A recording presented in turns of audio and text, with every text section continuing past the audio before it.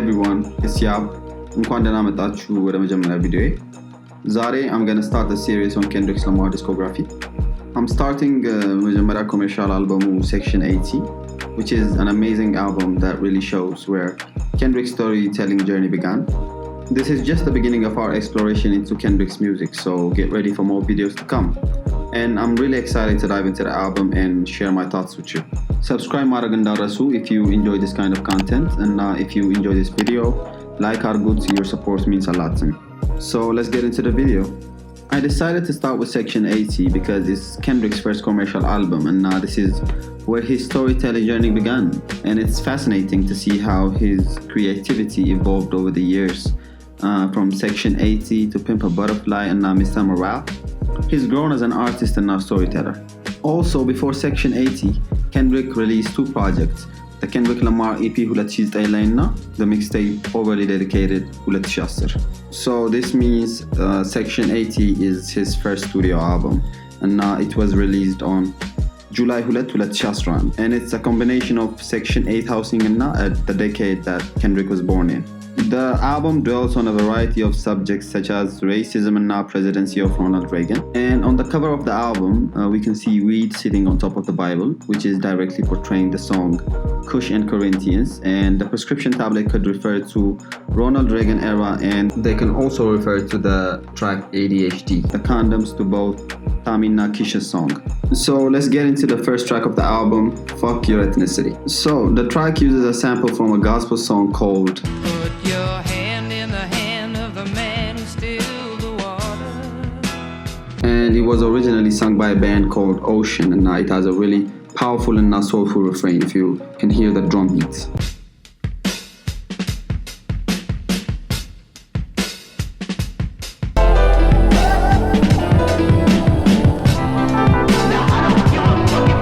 Also, the sample adds a lot of emotion and depth into the song. I'm glad everybody came out tonight. As we stand on our neighborhood corner, know that this fire that's burning represents the passion you have. Listen, Keisha, Tammy, come up front. So in the first lines of the skits, Kendrick really dives deep into some of the issues facing people born in the 1980s. He mentions Keisha and Tammy's story, which sets up some of the themes he'll explore throughout the album, like government policies, sexuality, and drugs.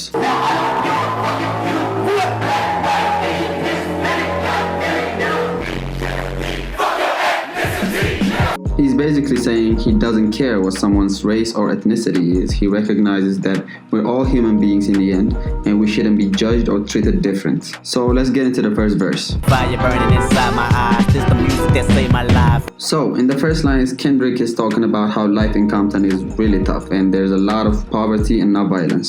But he's using hip-hop as a way to escape that life. Now he's saying if he wasn't rapping, he might not be alive today. Y'all be calling it hip-hop, I be calling it hypnotized. Yeah, hypnotized, trap my body but free my mind. The line about being hypnotized is saying that his love for hip-hop is so strong that it's almost like a hypnotic trance, It takes over his body and allows his mind to approach his deepest thoughts and memories. What the fuck are you fighting for? Ain't nobody gonna win that war. When he says, what are you fighting for? He's talking about race-related conflict. He's suggesting that fighting for a racist cause is pointless because nobody wins in a war of race. My details be retailed, man, I got so much in store. In these lines, he's comparing his music to a salesman, which might mean that he's using his skills to convince people to listen to his songs. Racism is still alive, yellow tape and colored lines. He's talking about the yellow tape and colored lines that he saw growing up in Compton. These aren't just police tapes, they're also a reference to segregation where people of color were separated from white people in many parts of society, like schools, housing, and even drinking fountains. Segregation didn't just end, it's still affecting black people today in different ways.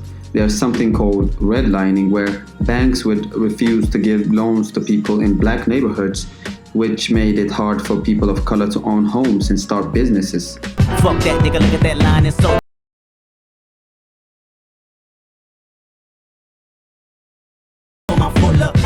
In these lines, he's talking about how his concerts are filled with people of different races, and his really proud of that diversity. But then he says everybody can't drive Benzes, meaning that not everyone can afford a Mercedes-Benz car. He's saying that he gets it because he's been there himself. He knows what it is like to not have a lot of money and to struggle, so he can relate to his fans.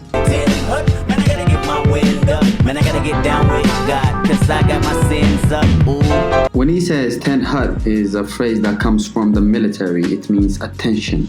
In this case, Kendrick is using 10 hut to show that he's ready to start something, like gearing up for a mission. He's saying that he's been dealing with temptation and struggling with his sins, but he knows that in order to be forgiven, he needs to turn to God. Matter of fact,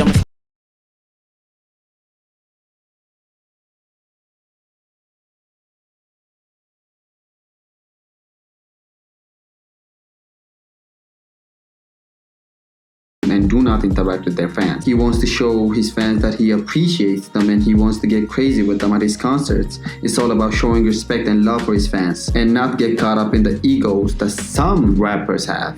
I'm out of my mind, so don't you mind how much the cost is. Penny for my thoughts, everybody please hold up your wallets. In this part of the verse is a play on words, penny for your thought. Penny for your thought, Mallet. It's to ask for someone's thought or opinion, you know. Kendrick is twisting it to say, everybody please hold up your wallet. Yeah, man, I'm the mailman, can't you tell, man? And declaring himself as the mailman who's gonna deliver the goods. Basically saying, be ready to pay up. Gon' postal, never free.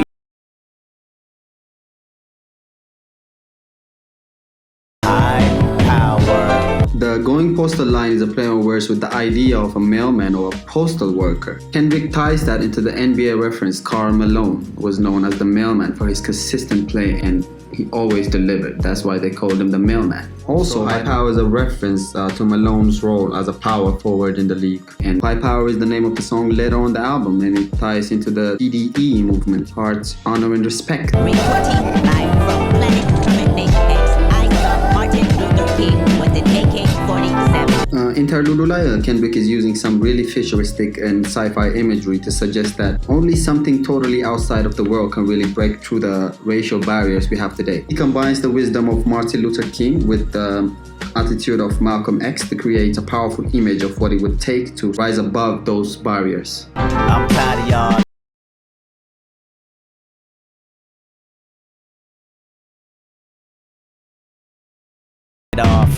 In the first lines of the second verse, Kendrick is talking about how the lies told in society to make people think that racism is a thing of the past. He's basically saying that if people believe these lies, then they're committing treasons against themselves by denying their true experiences. But his words are like Tylenol. They can help ease the pain of racism and discrimination, but they can't erase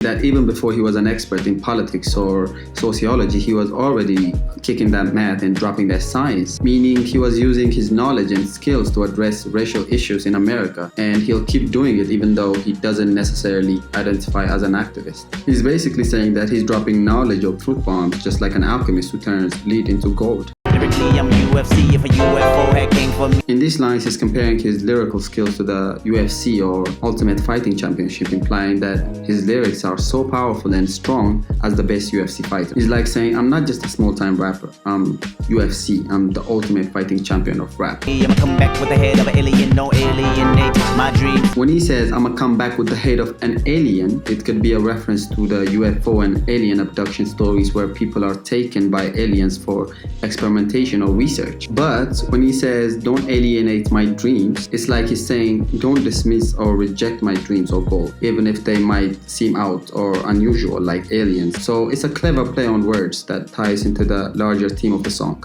Get it right, get a life, I got two. That's a metaphor for the big shit I do. When he says, I got two, it's a double meaning. On one hand, it could mean that he's busy killing the rap game. One life isn't enough to contain all his success. The other meaning, number two, means a slang for taking a shit. So when he says, that's a metaphor for the big shit I do, he's bragging about his success in a playful and cheeky way. Boy, TMI, TSA, man, I'm fly. And then he's like, TMI, too much information because he's talking about taking a shit. And after the TMI line, Kendrick turns into another acronym, TSA, meaning Transportation Security Administration. They're known for using full body scans that can reveal a lot of personal information. Put wings on my back, that a plane or an angel, both like a pilot with a halo. Whoa, gross.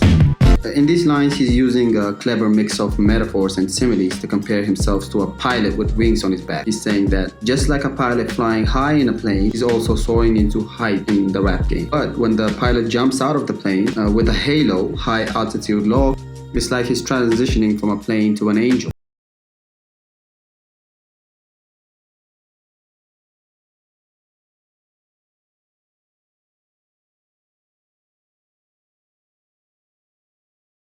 Part of the song, the bridge, Kendrick is basically saying that life's a bitch, get the best of her. He's talking about that life can be tough and it's important to find ways to get the most out of life despite the struggles.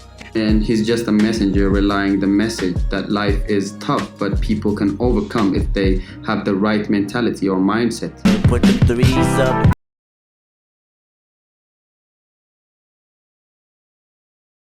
They'll die. So, in the last line of the song, Kendrick is reminding us by holding up the three fingers in the air, he's symbolizing that power of the people and the importance of thinking and acting in a way that stands above all bullshit in the world. And when he says they'll die, he's referencing how those who don't believe in the high power movement will be stuck in the negative cycle of prejudice and violence and not understand the meaning of the life and values of high power. So, this was the breakdown of Fuck Your Ethnicity. It's been your boy Yap. I hope you guys enjoyed the video as much as I enjoyed making it. And make sure to subscribe and hit the like button. Show your support and stay tuned because I'm gonna be diving into his next tracks, Hold Up and ADHD. Until then, peace!